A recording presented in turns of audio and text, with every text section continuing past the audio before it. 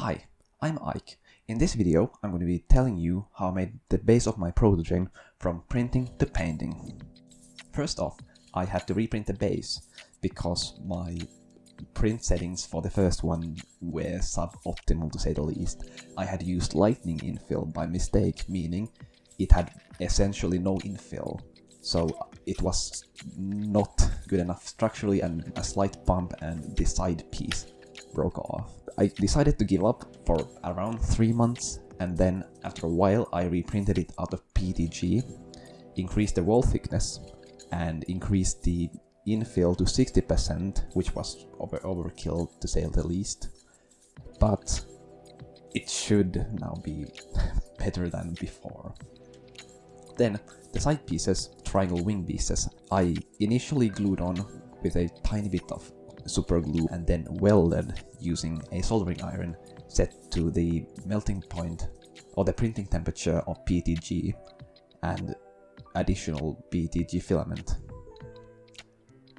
After attaching the side pieces, I had to sand everything down to get rid of layer lines and excess plastic around the welds. While I did decide to weld the pieces or melt them into the base, you could as well use super glue or epoxy and it should work just as fine. I used only super glue my first one. But yeah, sanding, the fun part. I think I started with 100 grit sandpaper, sanded a bit until it was kinda smoother, moved up to 120 grit sandpaper, and then up to 240. Afterwards, I used a wood filler to fill in the crevices and imperfections left by the welding process and like sanding down the extra material and some print defects I didn't sand well enough. After the filling, I started sanding again, starting with 240 grit sandpaper and moving up to 360 grit sanding pad thingy that I'm not actually sure what's called, but 360 grit sanding. And then used alcohol wipes to wipe it down, since last time I tried to use water to wash it off, it also washed away the wood filler, as it was not entirely non-water soluble. After this, it was ready for priming. I used 3 layers of primer, 2 layers of paint and 1 top coat. Between the layers of paint I waited for it to dry and then sanded it down with 1200 grit wet sandpaper. When using a spray paint, it's important to start the painting by pointing the spray can away from the piece so you can avoid droplets on the piece. And to avoid paint running down the piece, you should also apply thin coats of paint.